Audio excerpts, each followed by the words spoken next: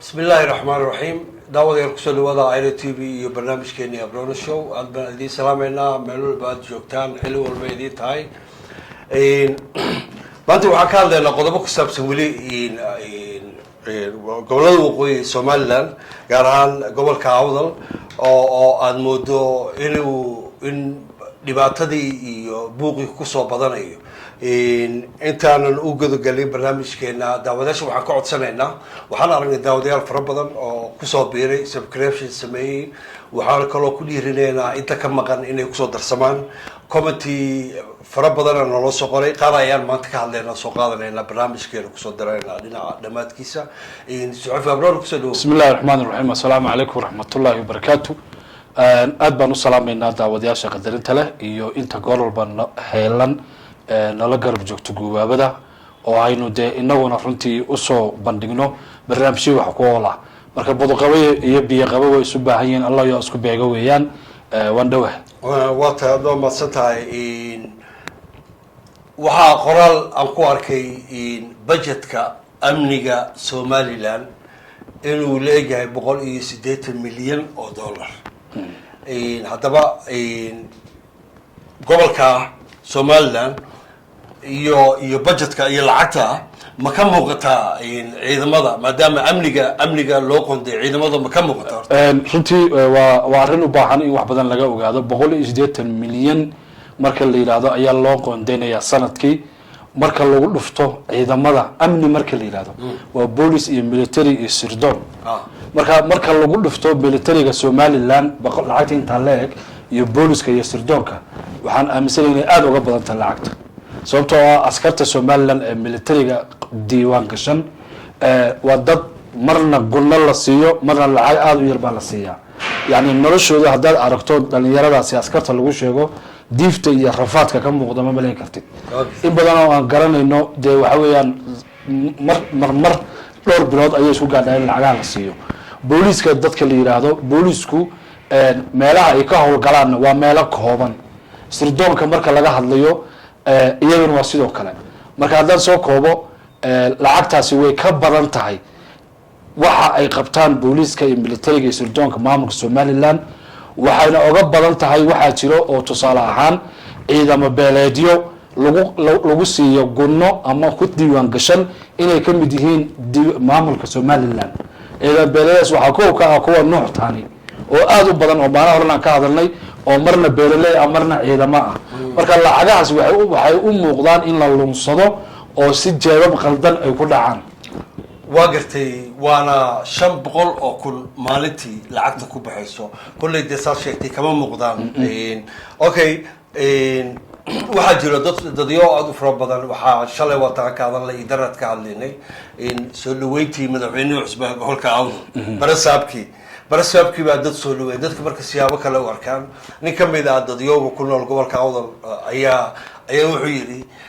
wuxuu mahad celinay madaxweyne Ciro barasaab shilis barasaabka ugu fiicnaa ayaa gobolkan ku soo qortay barasaabka maadaama meesha lagu soo dhaweeyay hadallada iyo soo dhaweynta iyo waxyaabaha ma u qalmaa ma siiyahay qofka may runtii weli waxaa socda dadkii dhulka isla dhacayay ee naawilayay in yani maadaama ay bayrolka ku jiraan oo maamulka Somaliland ay lacag ka qaataan dadkii doonayay in dhaqaalaha loo sii biiriyo mudnaan la siiyo albaabada aan laga xirin ayaa horta sii badanaya sidaan kuu sheegay dadka bini'aadanka ee meel ku wada nool marka dhaqaalaha lagu yareeyo oo mansabka lagu yareeyo oo horumarka lagu yareeyo waxay noqdaan dad ku garooro meesha ugu hooseysa ugu liidata marka dadku marka waxay isku dayayaan qof waliba si uu uga badsado kan kale ee aynigiisa ama walaalkii inuu nacamleynta iyo guulwadaynta iyo xariga badiyo soomaad garan marka ninkan waa kilibs yar baan daawaday ninka la leeyahay waa barasaab oo lagu xunsan yahay oo dhalinyaro badan hor fadhiyaan oo leh waa la isla xisaabtamayaa gobolka Awdal waxa ka jira in la isla xisaabtamo ma xumo waayo haddii la isla xisaabtamayo Awdal way ku dulman tahay wax loogu yeero Somaliland oo waxa la isla xisaabtamayaa oo kale wadooyinkii Awdal iyo kaabayaasha dhaqaale iyo maxalliyada iyo dekadihii iyo airportadii way xiran yihiin hadduu marka ninkaa leeyahy waa laisla xisaabtamaya xisaabta ninkay ku maqan tahay waa isaga waanba soo dhaweynayna hadduu leeyahay sidaas ma garatay marka ninkan sidaa u hadlayo wuxuu rabaa inuu ka daba tago hadaladii qoladii shalay aan ka hadalnay odayaasha ahaa runtii odayaasha dad badan baa soo haaraamayay oo soo habaarayay oo lahaa ilaahay kuwaana dhaafiyo waana run waayo odayga waxaa layihahdaa markuu qawi iyo qurxi dhaafto oo waktigiisa macaani qaraar soo dhamaysto haddii waxaa ka usoo haro waa un ama waa in la habaaro ama waa inuu meel isaga aruuro marka odayaasha gadabuursiya hadda jooga runtii waxay ka mid noqdeen kuwii uu sayidka ka gabiyey horaantii 20-yadii ee uu yiri Soomaali oday doora leh ayaa loogu dawgalay yani wuxuu arkay reerkii uu la heshiiyaba odayba inta soo boodarto basaasaya ama Talyaani ama Ingiriis ama Xabashi marba meel aragay waxa dhibaatooyin odayaal bay ahayd marka waxaad moodaa kuwii raawdan la hadda kuwa doorada leh yani de balaayada loogu dawgalay inay noqdeen marka intaasna anigu waan aaminsanahay waa tahay in odayaasha aad baa looga hadlay aad baa loogu qayliyay mana aha kaliya gobolka Awdal Soomaaliya oo dhan dhalinyarada waxa hortaagan ay dhibaateynay waa odayaal okay haatana waxaan soo qaadanaynaa dhowr committee badan oo ka akhriyay meesha soo koobay inta yar ugu muhiimsan runtii dhalinyarada sida inta badan ba waxay ka hadlayeen odayaasha iyo salaadiinta iyo waayeelada iyo oqaasha dadka la leeyahay waa inaan isdhaafinay lahayn oo ay hormoodaan si aan ayeen uga tashan marka ayagana way hortaagida committee-gana taas u badnaa marka dhalinyarada waa xilligoodi Soomo waa xilligoodi ay saasayto guud ahaan Soomaaliya waxa ragaadiyay meesha dhigay wadanku hore uga socon lahayd waa odayaashuna iyaga waxba ka dhaxeeyo xumaantii ka dhaxaysay marka mid guraysa ma aha waayo waxa loo baahan yahay labada oday isdilay markay meesha ka baxaan oo laba dhalinyaro oo daray oo fresh yimaadaan wadankii iyo bulshada hore u wadayaan nin 60kii wasiir ahaa baa wali Soomaaliya wasiirka marka ma jiro yani kaltan ama dad isdaba socdo oo mawjada ah oo isbedelaya kama jiraan geeyigeena waqooyigana ka basii daranba waqooyiga waxa la sameeyay gobol kasto waxa la sameeyay diiwaan xilligii uu joogay Nicolas Silanyo oo waxaan xasuustaa nin la yiraahdo inaan waran cadde oo maalin goodinay oo reer Awdal 27 oday baa noo diiwaan gashan buu yiri oo aan mishaarka siinaa ninkii dhaqaajiya ama waxaan doonayna sameyn waayana waynu ka saareenaa 27 bal u fiirso marka inta aanu naqaano waxa ka badan inta hoosta socota sida biyaha ee dadka ku dhex jirta oo waliba waxyaabaha afkayga soo marin karin ayaa odayaasha qaar qabtaan Soomaad gal odayaasha qaar waa laba gardaan inta dhaafeen iyo saddex yihiin qaar baa Djibouti iyo Hargeysa iyo Jigjigaba yani de u dusiyo siraha u dusiya kolka dhalinyaradu iyaga loo baahan yahay inay la yimaadaan qorshe ay odayaasha ku turantureeyaan Soomaad gal dhalinyaradu marka haday sugaan hadda dad badan gaar ahaan dhalinyarada reer Awdal inta badan waxay kooranayaan odayaasha adeerada baan hortaagan iyaga gacanta nahayo iyaga maartay cadawga noo loogayo anigu waxaan qabaa inay odayga aysan dhageysanay ee qorshe inta la yimaadaan ay odayaasha hor dhigaan haday diidaanna marka gacan loola tago waa gartay committee kala ayaa wuxuu leeyahay beesha dhexe xaq ma ugu leenahay ilaa xisbiyada ayaga xisbiyada samaystay xaq ma ku leenahay anaga uu maasiyay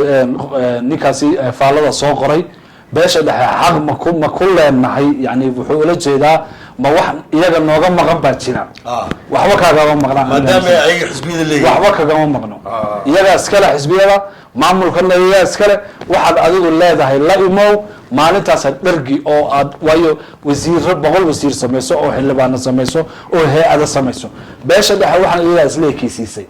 adduunka waxa laga soo qaado oo magacaaga lagu soo qaado si uu meesha uga baxo waxaad leedahay la imow ayaan leeyahay muwaadinkaas waa gartay gabar kamid ah qolka committee soo qortay ayada laftigeeda waxay lahayd doorka ayaaba ka guro cashuurta gobolka Awdal maalin walba nin beesha dhaxa oo ka yimid Hargeysa ayaa yimaado oo cashuuraha qaado ka sidee baa ku qaban karnaa bay leedahay cashuuraha marka la yiraahdo waxa jira cashuuraha badda iyo bariga sida aan hore u sheegnay gobolka Awdal waxa laga qaadaa 120 milyan sanadkii oo cashuura 120 milyan 49 milyan waxay ka soo gashaa Looyacado Looyacado ka soo gashaa gawaari baa lagu soo qaadaa 45 cishaba bil iyo 15 cisho marka la joogaba waxaa laga soo qaadaa gawaari loo yacdo xeebtaa la mariyaa wala dhafsiya halkaa xeebtaa lasoo mariyaa halkaasaa gabiley laga soo geliyaa wajaale waxaa ka soo baxdo ilaa iyo lacag lagu qiyaaso 50 milyan sidoo kale magaalada boorama waxaa la yidhaha isku celcelin 30 milyan ayaa laga qaadaa canshuurta boorama laga qaado waxay ka bilaabataa school feega inta ka bilaabato hooyada tamaandada iibisay iyo tan kabarka jaadka la fadhido aabaha xamaaliga ah albaabada magaalada keliya ee albaabada meheradaha lagala baxa waa boorama yani ciidan baa loo samaystay caloosha shaqaystayaal ah oo maalin markay ka hasantaa lagu imanayaa maalin dee weli waqti baa haysataa maalinta haddaad samayn weydo inaad wixii lagaaga talagalay aad keento albaabkaasa lagala baxaya waxa weeyaan marka waa gobol halkaa la hayo intaa waxaa sii dheer hadda kahor waxaan wareysanay nin la yidhahdo cabdibuur oo hadda wasiir ku-xigeen laga dhigay maamulkan hadda la biqlay oo reer boorama mayor horena ahaan jiray oo ninka odaga ahaa hadda kahor aan UK kusoo dhaweynay ninkaas wuxuu noo sheegay lacagta kaashka inuu dambiil ku qaadi jiray somaad garan dadka markaa reer awdal lacagaha la qaadayo oo dambiilaha lagu qaadayo oo xeebaha la marinayo waa lacagtiini somaad garan dadka waxaa lagaga hortegi karaa kow inay dadka diidaan inay canshuur bixiyaan waa kow markaa canshuurta diida sabab baa lagu weydiinaya sababta waxaa ku xigto in horta wadda lagu dhiso oo dekad lagu dhiso oo aeroport lagu dhiso maalintaas aad canshuur bixinaysaa somaad garan marka siyaabo badan oo loo canshuuraha looga faa'iidaysan karo ayaa jiro dadku takhasusay arrimaha canshuuraha badda iyo berigana waana soo firsin doona marka gabadha walaashay waxaan leeyahay lacagtaa waa lacagtiini adinkoo arkaya gawaari lagu daabulaa oo la geeyaa hargeysa waxaa la soo celiyaa 0.1 ayaa la soo celiyaa 100 milyan 100 milyan hataa 1 milyan awda laguma soo celiyo in yar oo mishaar ah odayaasha inta la siiyay iyo inta booliiska iyo militariga yar la siiyay mooyaane wadanka wixii lagu dhisi lahaa iyo quruxiisii iyo librariyadii iyo waxyaabihii u baahnaa magaaladan iyo seerayaasheedii waxba lagama qabto lacagta halkaas lagu cunaa waxa la soo celina waa intaasiba waa tahay intaas kusoo gabagabeynaynaa barnaamijkeeni maanta hore mar dambe ayaana ku hadlaynaa kommentiyada dhammaantood intaan ku kulmayno barnaamijkan barnaamij lamida anigii suxufi abrone waxaan idin leenahay galab wanaagsan